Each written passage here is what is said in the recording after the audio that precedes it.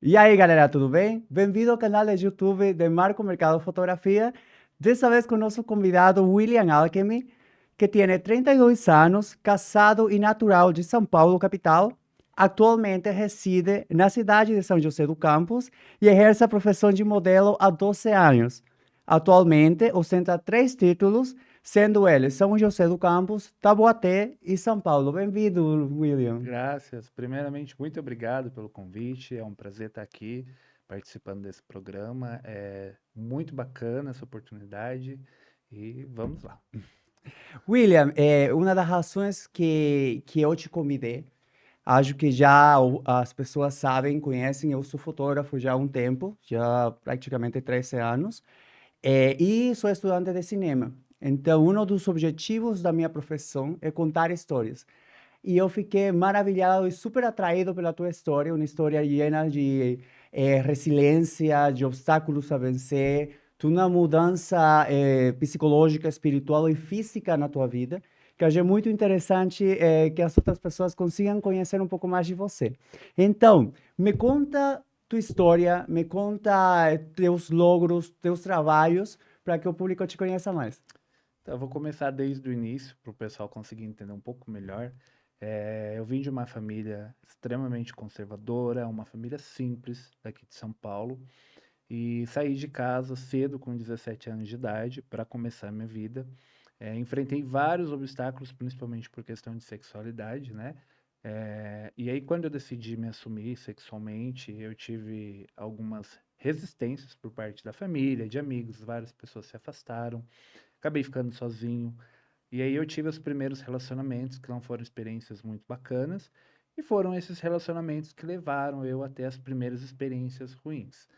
Uma das primeiras experiências ruins foram os relacionamentos abusivos, que fizeram com que eu tivesse tentativas de suicídio, que trouxeram a depressão para minha vida, que era algo que eu não tinha, então eu tive que começar a fazer N tratamentos, foram várias tentativas de suicídio, eu não podia contar com a ajuda de ninguém, eu me senti uma pessoa extremamente desmotivada, eu não conseguia enxergar beleza em mim, eu me olhava no espelho e eu me sentia uma pessoa feia, uma pessoa que não era atraente, então foram vários conflitos comigo mesmo, até que eu conseguisse enxergar alguma forma de mudar. Mas a grande consequência de tudo é que muitas das vezes está na nossa frente Sim. que a gente está fazendo errado, mas a gente não quer enxergar. E a gente continua dando murro em ponta de faca, como meu pai e minha mãe costumam dizer, e insiste no erro, por mais que às vezes até outras pessoas de fora enxergam no que a gente está errando e tentam nos orientar, nós não conseguimos entendê-las e às vezes a gente até descarta essas pessoas da nossa vida e continua naquela situação. E aí a gente paga um preço. Eu costumo dizer que na vida da gente, a gente tem duas formas de aprendizado. Ou a gente aprende pelo amor, ou a gente aprende pela dor. Pela porrada. E infelizmente, no meu caso, foi pela dor.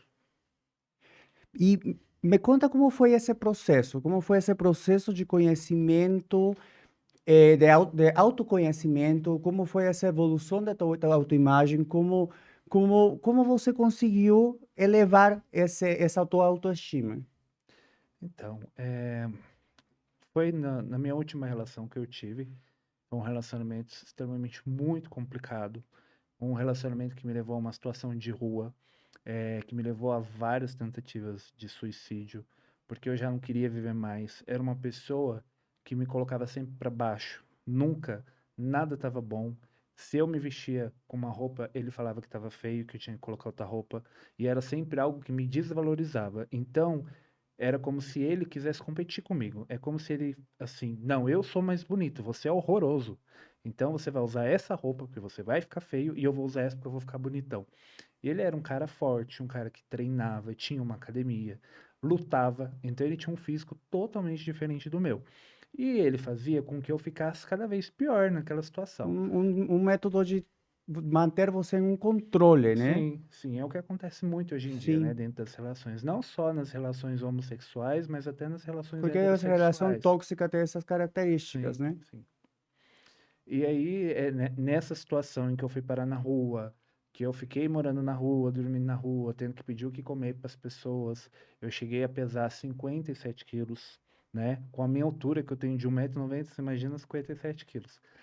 E várias pessoas. Desculpa te interromper. Vamos a mostrar primeiro um pouco do grande louro que você teve. Você foi, além que ostentou todos esses títulos, você também formou parte de algumas capas de revista. Vamos a Sim, ver de uma revista masculina, Geo Magazine, Joe Magazine. de quais uma delas foi fruto de um ensaio fotográfico que você realizou comigo. Sim.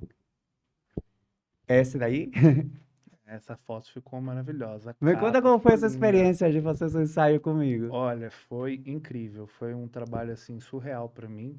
Eu acho que você, no momento em que você foi me fotografar, você conseguiu, de uma certa forma, identificar todos os lados mais bonitos que eu tenho, assim, como modelo, com os meus traços masculinos e conseguiu explorar essa beleza no momento da fotografia. Eu acho que cada fotografia ali conta uma história, retrata uma história. Eu fiquei muito feliz de formar parte dessa tua história. Você também foi capa de umas outras duas revistas da revista Magazine. Podemos ver, mostrar? Essa foi a primeira capa. Foi a primeira. Foi a primeira capa. Foi o Ronaldo Gutierrez que fez essa foto. E eu interrompi no momento da tua história para que as pessoas tenham uma noção de agora, de você agora, para que tenham uma noção da evolução que você teve. Sim, E quando você está falando dessa situação que você estava muito mal, estava passando por intento de suicídio e em situação de rua mesmo, queria que vejam um pouco do que em realidade aconteceu antes com a fotografia, se podemos mostrar. É, tá com um peso um pouco baixo. Quanto você me falou que 57 quilos. 57? Ainda assim, nessa situação, eu ainda corria atrás de trabalho, tentava fazer os trabalhos, mas Já por mais que eu dificultoso. fizesse os trabalhos, eu não conseguia enxergar um trabalho extremamente profissional, porque eu não estava entregando o verdadeiro William nesses Sim. trabalhos. Porque eu estava sempre desmotivado, estava sempre chateado com toda a situação, não me sentia bem, às vezes eu estava sujo quando eu ia fazer os trabalhos. Então era uma situação que me deixava muito mais para baixo. Por mais que fosse algo que eu gostava muito de fazer, aquele talvez não era o momento de fazer, mas mesmo assim eu insistia, porque eu sabia que uma hora aquilo tudo poderia mudar. Pelo menos era a minha expectativa naquele momento, que talvez no dia de amanhã tudo aquilo mudasse, ou que de repente fosse só um pesadelo e no outro dia eu ia acordar e ia ser tudo diferente, que é isso que a gente pensa. Que isso eu acho que é o segredo de poder superar as adversidades é sempre ter esperanças de poder ter um dia melhor, né? Sim, Às vezes uno pensa que tem que pensar muito no futuro, mas às vezes é só dar uns pequenos passos com tu presente, né? sim. Me conta, o que te deu força e coragem para poder superar essas adversidades? Olha, foi no ano de 2019, Sim. no início de fevereiro, foi o pior processo que eu passei dentro desse relacionamento abusivo. Foi o dia em que ele me espancou e ele quebrou a minha mão. E aí eu já naquela situação que eu tava, eu não tinha como falar com meus pais, porque ele tinha tirado o telefone de mim, eu não tinha contato com a minha família e ele ameaçava a minha família de morte se eu fosse Nossa, atrás deles. Ele era uma pessoa extremamente perigosa. E como eu estava muito vulnerável, eu não tinha como me defender. Então eu acabava aceitando certos tipos de situações para não colocar a minha família em perigo, não colocar a vida deles em risco. Então nesse momento eu pensava mais até na minha família do que até em mim mesmo.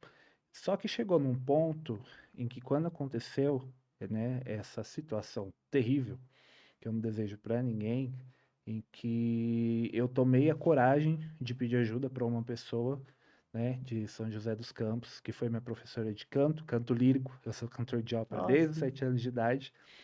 E ela sabia um pouco da minha história, mas ela não sabia o que estava acontecendo. Só que ela foi percebendo que eu estava emagrecendo, que tinha algo estranho nas fotos quando eu postava ou quando eu mandava alguma coisa para ela. Que sempre eu estava muito cabisbaixo nas fotos ou nos áudios, a minha voz não estava com uma entonação Mudava. muito boa. Então nesse dia eu consegui pegar o meu telefone escondido, mandar mensagem para ela e falar tudo o que tinha acontecido. Ela só falou assim: arruma o que você tem de roupa que eu tô indo te buscar. E aí ela foi me buscar, me levou para São José dos Campos. Aí nesse dia, eu lembro que A gente foi numa padaria na rodoviária e foi o dia assim que fazia muito tempo que eu não comi, foi o dia Olha, que eu tomei aquele café tão gostoso, inclusive hoje, quando eu estava vindo para São Paulo, tava nesse terminal rodoviário lá em São José e eu tava tomando café e me veio toda essa toda essa retrospectiva, lembrança, toda porque essa você sabia que lembrança, aqui assim. no Eu fiquei podcast até você ia ter que emocionado com falar isso. sobre a tua vida, tuas vivências, Sim, e seguramente te vindo todo um feedback de tudo que você passou até chegar aqui, né? sim. E aí, nesse momento, foi a hora que eu olhei assim no chão e eu vi que eu só tinha duas bolsas desse tamanho, um pouco de roupa que me sobrou e um notebook, que era o que eu tinha da minha faculdade, que eu tinha acabado de terminar, mesmo por todo esse processo, eu ainda consegui fazer uma faculdade que foi meu pai que pagou para mim, porque foi uma promessa dele, e mesmo assim eu consegui me formar, né, diante de toda essa situação, e aí eu fui me lembrando das coisas que eu estava almejando para mim e que eu fui deixando para trás por conta dessa relação. Então, a partir desse momento, eu comecei a enxergar possibilidades que antes eu não enxergava. Primeiro, porque eu já não estava mais naquela situação. Sim, Aquela pessoa já não existia mais na minha vida. Até no dia em que ela disse que ela ia me buscar, eu consegui ligar para minha mãe chorando, com pedir medo ajuda. de falar para ela o que estava acontecendo, porque já é uma idosa, e eu tinha medo de acontecer alguma coisa com ela, né, dela passar mal, de ter alguma coisa. E eu tive que contar a verdade para ela, que dentro de 2 anos de relação com essa pessoa, tinha acontecido todos esses episódios. A minha mãe, ela ficou extremamente desesperada. Ela pegou o ônibus lá em São Luís do Paraitinga, foi para Taubaté, chegou muito rápido. E eu lembro que até nessa época, além de ficar na rua, eu também ficava numa pensão, que quando eu tinha dinheiro eu conseguia pagar essa pensão, eu tinha onde dormir e tomar um banho. Só que ali a gente só tinha um café da manhã.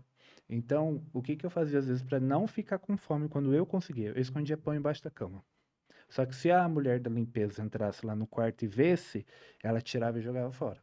Então eu tinha que esconder bem escondido, que era o que eu ia ter para comer, entendeu? Senão eu tinha que pedir dinheiro na rua para comer alguma coisa. E aí quando eu contei para minha mãe, ela veio em casa, lá na pensão, para me buscar. E aí nós estávamos saindo, que ela falou, vamos rápido, porque eu tenho medo dele aparecer e eu não sei como ele pode reagir, o que que ele pode fazer.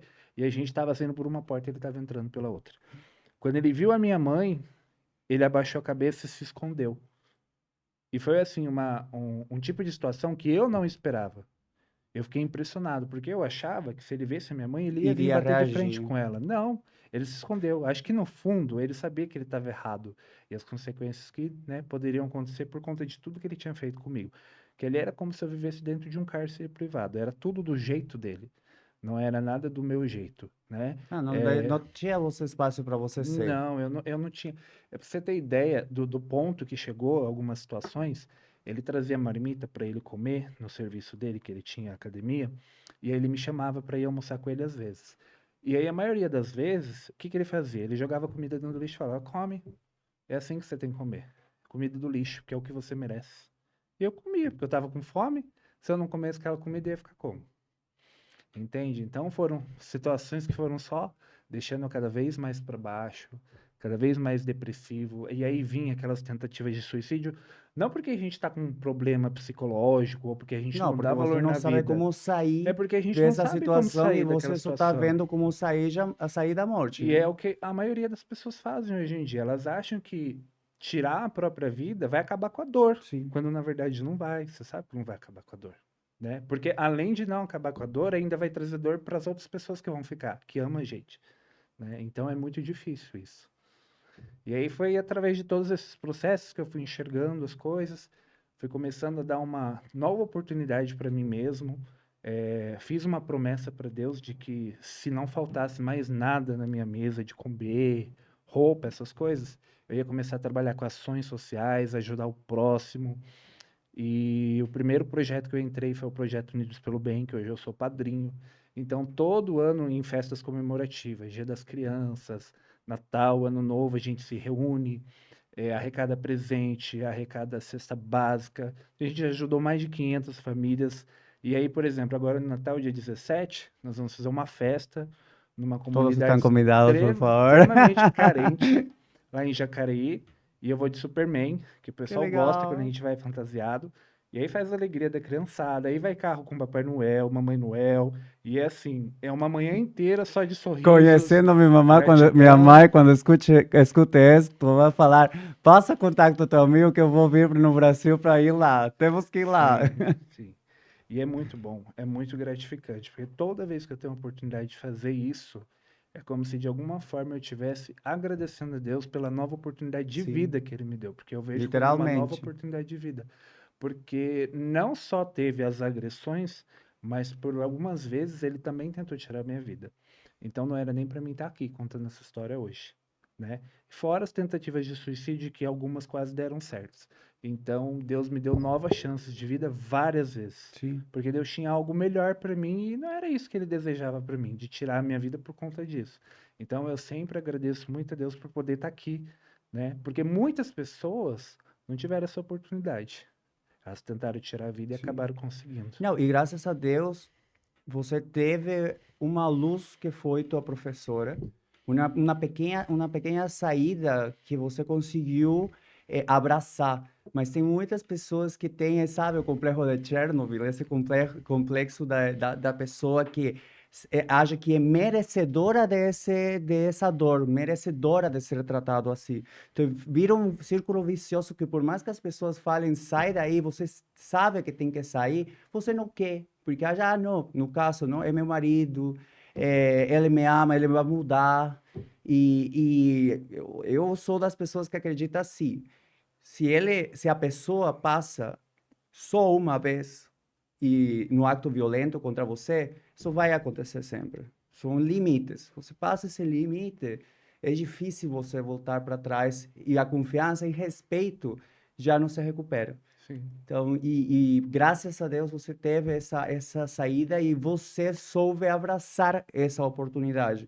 Porque muitas vezes as pessoas não querem, tem pessoas que não se sentem, não sentem que estão no momento de sair. E ficam por tempo que às vezes já é muito tarde, né? E podem perder inclusive a vida, como você falou. sim. Como foi o processo que você teve para melhorar essa tua autoimagem? Então, o processo foi a partir do momento em que as coisas começaram a ter um novo rumo na minha vida, que eu comecei a me olhar no espelho e enxergar a beleza que existia em mim, que antes eu não conseguia enxergar. Eu não digo assim beleza física, mas eu falo a beleza que existe dentro da Sim, gente, que antes eu não, a nossa alma, que antes nem isso eu conseguia enxergar. E que daí eu fui começando a ver isso, conseguindo ter força de me olhar no espelho e ver o quanto eu poderia melhorar, foi o momento que virou a chavinha, né? Como as pessoas dizem. E nesse momento foi onde eu comecei a buscar por novas oportunidades. Conheci uma loja que é a Templo Fashion, que é uma loja grande de noivas e noivos que tem lá em São José. Através dessa loja, eu fui colocado no mercado da moda. Comecei a fazer vários editoriais de noivos e noivas, vários desfiles, e aí eu fui criando nome, fui ficando conhecido. Era magro ainda na época, eu devia estar pesando o quê? Uns 60 e poucos quilos, né? Porque daí eu fui engordando conforme a situação foi melhorando, porque eu já tinha o que comer todos os sim, dias. Meu primeiro emprego lá foi de telemarketing, trabalhei como operador de telemarketing. Uma igreja evangélica me ajudou no meu primeiro aluguel, me ajudou com cesta básica. Eu tive toda uma ajuda assim de várias sim, pessoas que eu nem conhecia. Foram anjos que Deus colocou na minha vida para me ajudar naquele momento que eu precisava. E mais ou menos um mês e pouquinho, um mês e meio que eu estava morando em São José, foi onde eu conheci o meu esposo, né? A gente se conheceu por rede social. Foi numa tarde assim que eu cheguei em casa e aí veio aquelas lembranças ruins do passado e eu chorei muito nesse dia. Eu estava muito mal. E eu falei, ai meu Deus, eu queria tanto uma pessoa aqui comigo agora, mas não para uma coisa da carne, mas uma pessoa para que me compartilhar a tua ouvisse, vida e te sabe? Eu dê queria uma desabafar. outra visão do que você já Sim, estava acostumado com queria a um anterior abraço, relação. sabe? Uma pessoa que me ouvisse. E aí, nesse momento, eu fui mexer no Facebook, e aí apareceu essa pessoa, que é o Cristiano, e eu olhei assim, eu falei, nossa, que rapaz bonito, vou mandar uma mensagem, mas não foi com outros interesses. E aí a gente começou a conversar, a trocar ideia, e nisso a gente foi já tendo uma conexão, e aí eu convidei, falei, você não quer vir em casa para tomar um café comigo? A gente conversa, se conhece melhor, né? Sai do online e vai pro mundo real. Mesmo eu com aquele medo, né? Porque eu não sabia o que ia vir em casa para me conhecer, né? Eu já tinha acabado de sair de uma situação extremamente ruim. E uma vez até ouvi de uma psicóloga, porque mesmo assim eu ainda tentava passar com um psicólogo, que se a gente saísse de uma relação e já entrasse em outra logo em seguida, aquela reação poderia ser pior do que a anterior, porque é como se fosse um círculo vicioso. Você vai ficar sempre dando voltas e voltas e voltas e voltas e nunca vai sair daquela situação. Então, na minha cabeça, poderia acontecer tudo de novo ou até pior.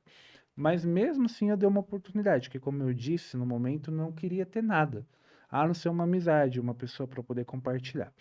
E aí nesse dia foi engraçado, porque a minha necessidade de falar era tanta, só que foi tudo ao contrário. Ele chegou e ele começou a contar a história de vida dele, que é uma história muito triste também, porque ele foi casado, ele acabou ficando viúvo, e na época Nossa. ele fazia pouquíssimo tempo que ele estava viúvo, ele ainda não tinha, ele não tinha superado, né, essa perda, que foi uma perda muito triste, e ele começou a desabafar, me abraçou e começou a chorar. E era eu que queria fazer isso, né?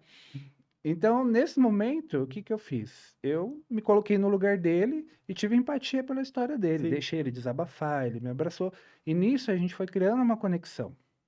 E dentro dessa conexão a gente começou a se ver mais vezes e mais vezes, até que a gente decidiu dar uma Namorar. chance um pro outro e começar a namorar.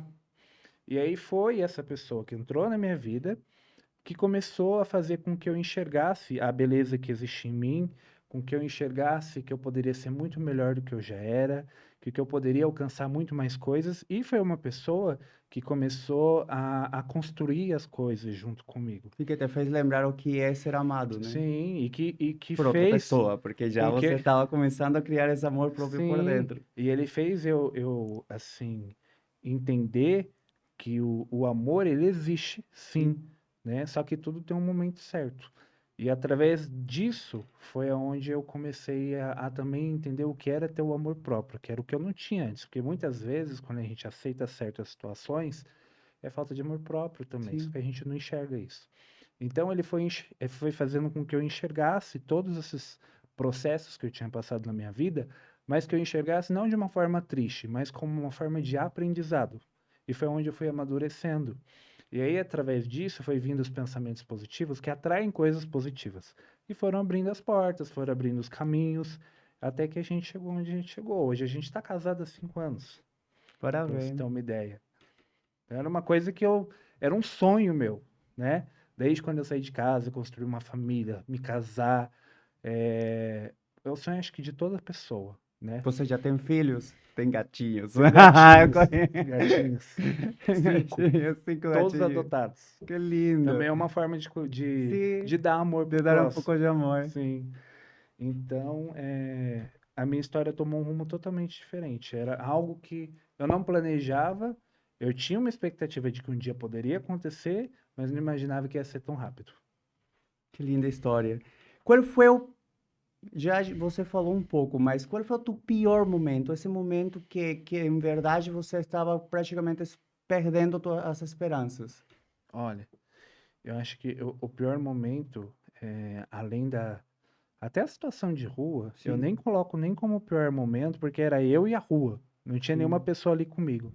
Mas foi uma parte da minha vida em que eu dividi a casa com os sogros, que não sabia da sexualidade do filho, e eles achavam que nós éramos apenas amigos, só que eles eram pessoas extremamente preconceituosas e que eles começaram a desconfiar de que eu era homossexual, por causa que na época eu tinha um jeito mais afeminado, que eu era muito magrinho, então minhas roupas eram muito justas.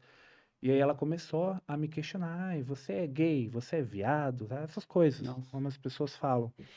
Eu falava, não, eu tive que fingir namoro, arrumar uma menina que era amiga minha, fingir que era minha namorada, dormia na casa dela, ligava por câmera, ficava falando com o meu namorado na época, falando pra ele assim, essa aqui é fulana, você precisa conhecer ela é muito gente boa, nossa, é o amor da minha vida, sabe? E a mãe dele ficava perto ouvindo, daí ela falava assim, esse menino não me engana, mentira dele.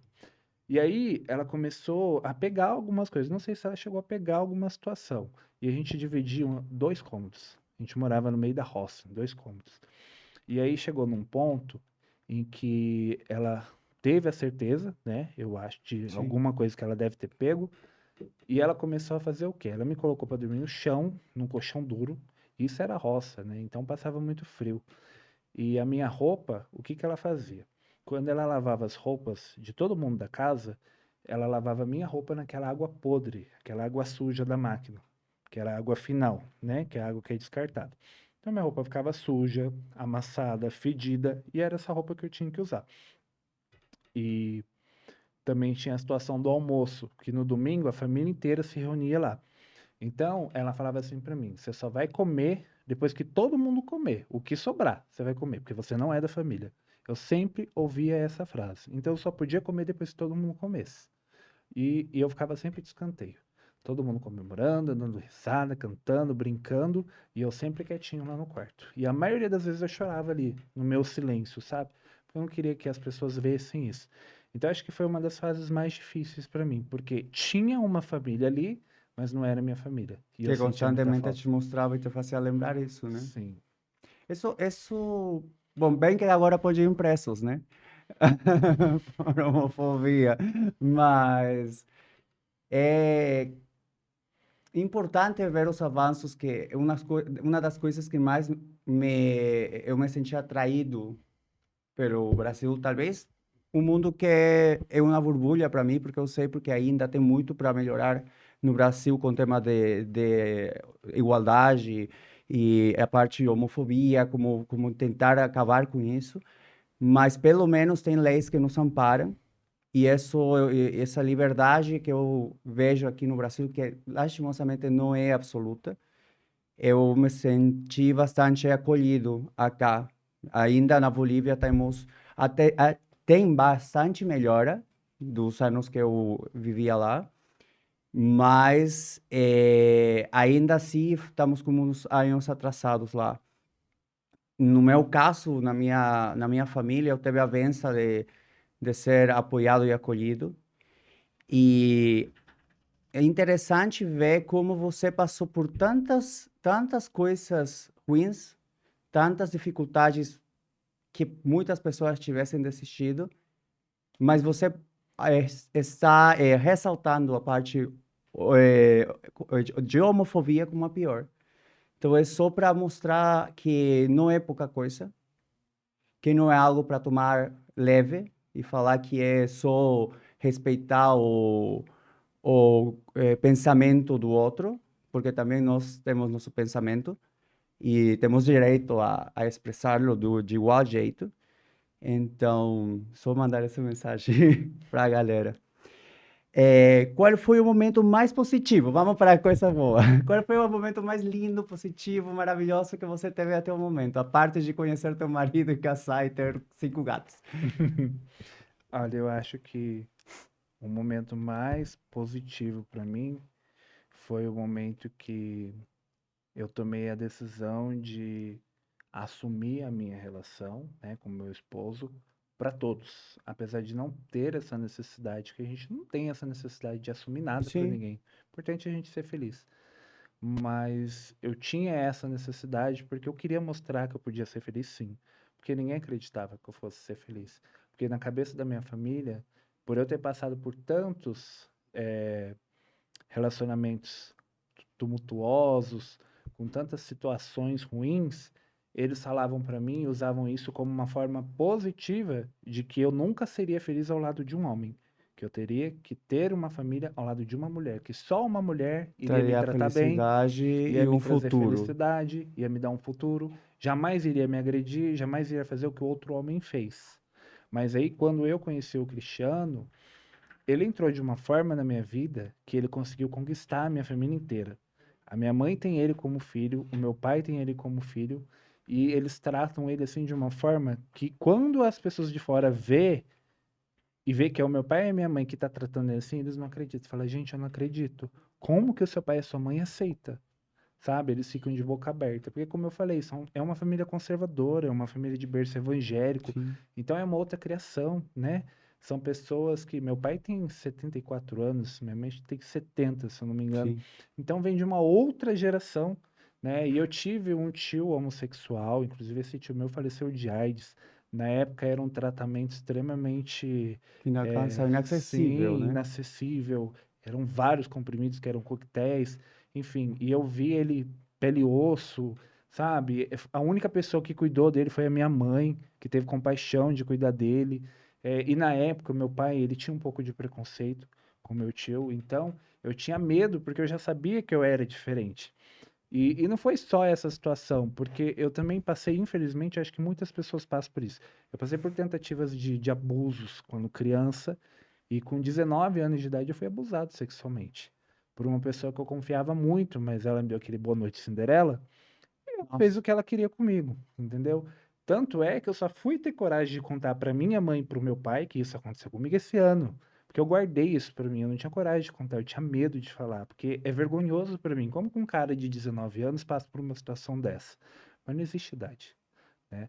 Não existe idade pra gente passar por isso. Então foi uma situação extremamente assim, muito ruim, mas é como você disse, né? Tudo tem um lado bom, né? Tudo faz a gente aprender, a gente crescer, a gente evoluir. Então, voltando na sua pergunta, né, para poder responder, o melhor momento na minha vida foi o dia que eu liguei para minha mãe e eu falei: "Mãe, eu vou casar". Oh, E ela ficou muito brava. Ela falou: "Não, você não pode fazer isso. Você tinha que casar com uma mulher. Você casar com o Tommy não vai dar certo. O filho já não tá bom morando junto?" Sabe, na cabeça dela, porque é uma cabeça de uma pessoa evangélica, então ela segue o que está escrito na Bíblia, na risca. caçar já tem um peso, né? Tem Então, um formalismo, sim, uma coisa que tem que ser mais aceito e ainda pela sim, sociedade que é só morar juntos, e eu né? sempre fui uma pessoa de muita fé. Até na época que eu estava na rua, passando fome, às vezes eu começava a cantar louvor na rua, pedindo para Deus mandar alguma coisa, e sempre aparecia um anjo para me ajudar. Então eu nunca fiquei sozinho, na verdade. Sempre tive Deus do meu lado, assim como eu ainda tenho. Então, nesse dia que eu liguei para minha mãe, ela brigou muito no telefone comigo. Ela foi muito ríspida comigo de uma forma que eu não imaginava, porque eu achava que ia ser diferente. Mas na hora eu entendi o lado dela. E o que que eu fiz? Eu corri pro quarto, até o Cristiano falou assim: "Amor, o que que você vai fazer?" Eu falei: "Eu vou pro quarto, eu vou orar, eu vou dobrar o meu joelho e vou conversar com Deus, porque eu sei que Deus vai mudar essa situação." E ele falou assim: "Eu acho tão bonita a sua fé, eu queria ter uma fé assim." Eu falei: "Pode escrever. Minha mãe vai ligar de volta e ela vai me pedir perdão." Olha, passou, deixa eu ver, uns 2 dias. Ela me ligou. Ela ligou, só chorava no telefone, não tava entendendo nada. Falei: "Mãe, pelo amor de Deus, o que aconteceu? Para de chorar." Aí ela parou de chorar, respirou e começou a contar. Ela falou assim: "Olha, filho, eu liguei para pedir perdão para você. Oi. Para você, pro Cristiano, Já conhecia ele. sim." E aí ela falou assim: veio uma moça da congregação aqui, que é a igreja que ela é, e ela perguntou para mim por que que eu tava triste. E eu falei: "Ah, porque meu filho vai casar." Ela: "Como assim você tá triste que seu filho vai casar?" "É, mas é que eu queria que ele casasse com uma mulher." E aí ela disse assim: "Olha," ela olhou pra mim, ela já é uma senhora bem de idade, né, a que foi lá pra conversar com a minha mãe. Ela falou assim: "Você tem que estar feliz, porque é uma pessoa que ama teu filho, respeita teu filho e não judia dele como os outros faziam. É uma pessoa que tá fazendo seu filho enxergar o melhor dele Sim. e ser o melhor dele. Então, você tem que estar feliz por isso. Não é você que decide quem vai fazer o seu filho feliz. Ele sabe quem É, vai fazer ele feliz. E se ele tá junto com esse rapaz até agora, é porque Deus permitiu." Aí ela falou assim: "Se você acha que Deus não ama seu filho porque ele é homossexual, você tem a prova de que ele ama sim. Porque olha quanta coisa seu filho conquistou até e agora. ainda está aqui. E ele tá aqui. Como Deus não ama ele?" E aí minha mãe Chorou. contava e chorava, e chorava, e chorava, e chorava. Bom, resumindo toda a história. Minha mãe comprou um vestido lindo pra ir no meu casamento. Arrumou o cabelo, fez maquiagem, coisa que ela não fazia há anos, porque só o meu tio que mexia no cabelo dela, que meu tio faleceu, né? E ela não deixou mais ninguém pôr a mão no cabelo dela, nem fazer maquiagem nela. Nossa. Meu, ela deixou fazer tudo nela. Minha mãe parecia uma rainha no dia do meu casamento. Foi muito bonito, Oh, muito. E aí, ela entrou comigo no casamento, toda emocionada. Meu pai dançou o casamento inteiro. E a gente casou no meio da pandemia. Mas dá pra você ver como foi uma coisa tão abençoada por Deus que na época, com o Instagram, eu consegui fazer o meu casamento todo na faixa. Ficou avaliado em uns R$ 80.000 tudo. Mas tinha tudo que tinha direito nesse casamento. E foi um casamento para 30 pessoas. E praticamente todos que estavam no meu casamento eram todos evangélicos. Todos. E eles falaram assim: "Eu nunca vi um casamento tão bonito e com tanto respeito." E foi muito bonito. Acho que foi o momento mais bonito da minha vida, foi esse. que lindo, sério. Acho que foi uma benção, um presente que você merece. Você merece isso, merece muito mais mesmo, sério. É, bom, já a gente viu que a homossexualidade se foi algo forte na tua vida. É, teve alguma outra situação referida a essa que foi duro para você ter superado? Olha, eu acho que mais do que essas, não. Sim, já é muito, já, já é bastante. Vamos, o trabalho como modelo está relacionado com uma imagem. Como você enfrentou o julgamento que é característico do mundo da moda? O julgamento você fala, em que Tipo, sentido? constantemente você tinha que se enfrentar à parte da imagem. E no momento que você estava começando como se chama, construir essa tua personalidade, essa segurança de você estar eh, frente a outras pessoas, entendeu? Modelagem é isso, você Sim. sempre está constantemente aqui, alguém fala, ah, é muito bonito, muito magro, muito baixo. Então, como foi para você enfrentar isso em um processo de crescimento de você mesmo, de teu conhecimento, de autoconhecimento? Olha, foi um processo de desconstrução e Sim, depois de construção. Foi muito difícil porque, como você mesmo disse, é um mercado extremamente sim, competitivo. Hoje você pode estar lá em cima, amanhã você pode estar lá embaixo. Hoje você é o rosto mais bonito, amanhã você é o rosto mais feio. Hoje você é o melhor corpo, amanhã você é o pior corpo. Então é uma coisa que muda constantemente. Não existe uma regra. Tipo, você tem que ter esse peso aqui até o final da sua carreira. Não, pode mudar. Hoje em dia, por exemplo, plus size faz o maior sucesso. Na sim. época que eu comecei como modelo, Não plus tinha size cabido. não era um perfil de modelo. Hoje em dia é um perfil, e é um perfil muito reconhecido e muito procurado. Isso aí, às vezes até um perfil mais remunerado do que o perfil nosso, que é o perfil mais top model, que eles costumam dizer, né? Que é o perfil fashion, de passarela, enfim. Então, esse foi um processo bem difícil para mim, porque era uma coisa que fazia com que eu exigisse muito de mim. Eu sempre fui muito perfeccionista e aquela pessoa extremamente que se cobra muito o tempo todo, né? Tudo tem que ser o melhor, eu tenho que dar o meu melhor, eu tenho que ser 100%, eu não consigo ser 90%, sabe? Então foi bem desafiador para mim, essa parte da minha vida. Mas eu fui conseguindo aos trancos e barrancos, caminhando do meu jeito, para chegar onde eu cheguei. Que outros elementos você teve na tua vida que te ajudou a superar esses problemas? Terapia, talvez algo espiritual, porque dá para ver que você é bastante espiritual. Quais foram esses elementos que te ajudaram? Olha, eu costumo dizer que antes da terapia, acho que o melhor remédio é a gente conversar com Deus, né? E muitas pessoas falam que você só conversa com Deus quando você está dentro da igreja. Eu nunca acreditei nisso, porque eu acho que nós somos a moradia de Deus, ele está aqui dentro do nosso coração. Então, a partir do momento que você consegue ter essa conexão com Ele, e você consegue conversar com Ele, sentir Ele mais próximo de você, é uma coisa que faz, assim, uma transformação na sua vida que você não tem noção, sabe? É muito além do que está dentro de uma igreja, porque você vai dentro da igreja, existe o julgamento, existe o olhar preconceituoso, existe um monte de regra, um monte de lei, que é tudo coisa do homem, não é o que Deus Sim, deixou. Porque qual é o mandamento? Ama o próximo como a ti mesmo. Deus não faz acepção das pessoas, né? Ele ama todos da forma como eles são, e o que Deus pede é que haja o respeito, que haja o amor pelo próximo, que haja a bondade no coração das pessoas, que não haja maldade, né? Então, a fé, eu acho que é uma das coisas que mais me ajudou a conseguir me reconstruir, a ter resiliência para chegar onde eu cheguei. E depois disso, teve a mão do homem, que é a terapia, né? sim, Que é uma que é coisa muito essencial, importante. por quê? Porque é uma ferramenta que Deus deu a capacidade para o homem de poder cuidar do intelectual. Porque não só a gente cuida do nosso espiritual, mas a gente precisa Também cuidar do nossa cabeça. intelectual também. Então, existe remédio, existe a terapia de conversa. Então, eu junto os três. É Deus em primeiro lugar, a terapia e os remédios. Sem os três, não dá certo. Muito boa mensagem. Eh, quais são tuas tus futuros planos? Quais são tus futuros projetos? O que vem no futuro para William? Olha, vamos lá, futuro. Eu ainda tenho planos de adotar uma criança, apesar de eu ter Oh, que adotado 5 lindo. gatinhos. Mas eu tenho planos sim de ser pai, de adotar uma criança, por mais que eu sei que é um processo extremamente difícil, porque a gente já entrou em fila de adoção, a gente sabe como que é um processo Nossa, difícil, porque eles vão fazer visita em casa, eles vão pesquisar a vida inteira da gente para ver se realmente a gente pode ter aquela criança, tem condição de ter aquela criança, cuidar daquela criança.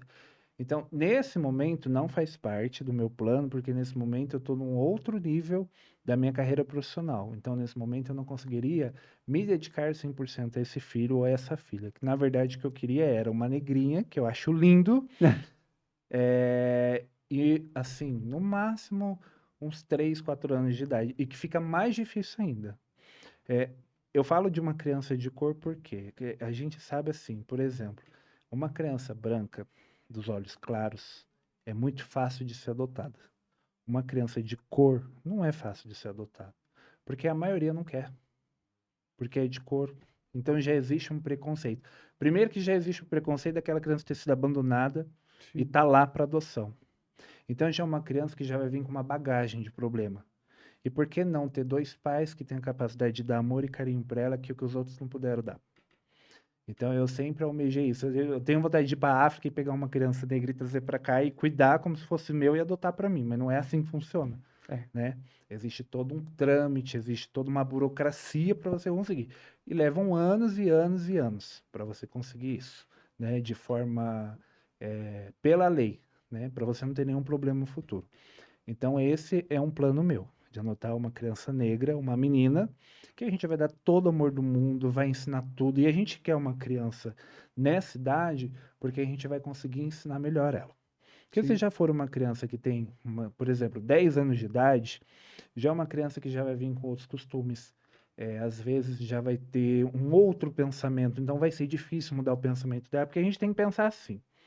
É uma criança que ela vai precisar muito da gente. Primeiro, que ela tem aquele sentimento de abandono, por ter sido abandonada. Segundo, porque é uma criança de cor. Então, ela vai sofrer preconceito por ter sido abandonada, por ser de cor, porque infelizmente é a realidade do nosso país. E ela vai sofrer preconceito porque ela não tem um pai e uma mãe, ela tem um pai e um pai. Então, a gente vai ter que dar todo um apoio emocional para essa criança, desde o começo, para que ela tenha uma estrutura, para que ela consiga, de uma forma saudável, enfrentar todos esses processos, principalmente na escola, que é onde acontece mais ainda esses episódios. Então, esse é um plano nosso, né, futuramente, não agora, de adotar uma criança. A gente tem planos, eu tenho planos de fazer minhas viagens internacionais, conhecer outros países, inclusive eu vou realizar uma agora no final do ano, está muito próximo, mas eu não vou falar para onde eu vou, mas essa é a primeira viagem internacional minha. Então, era uma coisa que eu almejava por mais para frente, mas que aconteceu antes. Mas é como eu sempre falo, às vezes a gente planeja uma coisa e fala assim, daqui 10 anos eu vou viajar para tal lugar. É, E às vezes não é a vontade de Deus. De sim. repente acontece antes e é quando você menos espera, que foi como essa aconteceu. A gente foi numa agência de viagem, aí ele falou, onde você quer passar o ano novo? Aí eu brinquei e falei, tal lugar. Tá bom. A gente foi lá, quanto que fica? Tal, tal, tal. Tá bom, vou fechar, a gente vai. Eu falei, nossa, é sério? Ele falou, você não quer passar o ano novo lá? Eu falei, gente, mas eu não acredito. Ai, que Enfim, lindo, aconteceu. que Então lindo. já é uma Vamos ver as coisa fotos assim, das redes sociais do sim, William. muitas. E é um lugar lindo, lindo. E eu fiquei muito contente porque eu sempre falo, foi tudo uma preparação de Deus. O valor, o lugar onde a gente vai ficar, tudo do bom e do Já todo tá melhor, planejado. sabe? Tudo sem ser planejado. Tudo aconteceu. Que lindo. É, William, para finalizar, e já de antemano te agradecendo por esse papo e por abrir teu coração para a gente, é, que mensagem você daria para as pessoas que estão atravessando por processos parecidos ao que você atravessou, por situações de rua, situações de abuso, de relações tóxicas? Dá-nos um pouco dessa experiência, desse conhecimento teu. Olha, o que eu costumo dizer quando as pessoas me perguntam, me fazem esse tipo de pergunta, é que primeiro a gente não pode nunca desistir da gente. A gente tem que, de uma certa forma, a gente tem que, por mais que seja difícil, por mais que doa, a gente tem que tentar levantar a cabeça e continuar caminhando. E aceitar quando as pessoas tentam ajudar a gente, porque a grande dificuldade é as pessoas de fora, elas enxergam tudo o que está acontecendo, mas a gente que está ali não enxerga. Se alguém enxerga e vem e mostra pra gente qual o caminho certo, por que não a gente, nesse momento, deixar um pouco o orgulho de lado, que às vezes é até o orgulho, e não aceitar a ajuda daquela pessoa? Porque às vezes é até uma pessoa desconhecida na nossa cabeça, mas pode ser um anjo que Deus está colocando ali para te ajudar. E tem uma frase que eu carrego comigo que diz assim: se você não vive para servir, você não serve para viver. Então, é uma frase assim que tem um grande impacto na minha vida e eu levo ela comigo. Todo lugar que eu vou, toda entrevista que eu dou, todo programa que eu vou, eu sempre finalizo com essa frase. Muito obrigado, William. Eu que agradeço. Te volto a fazer o convite de fazermos um ensaio fotográfico teu Ah, com certeza, para vamos fechar marcar esse 2023, com tá todo bom? estilo. Muito, muito, muito, Eu muito, que muito agradeço. obrigado, tá? E que Deus abençoe sempre, Amém. tá? É, bom, galera, curta, compartilha, ativa o sininho para receber as notificações e se inscreva no canal do YouTube. Um beijo.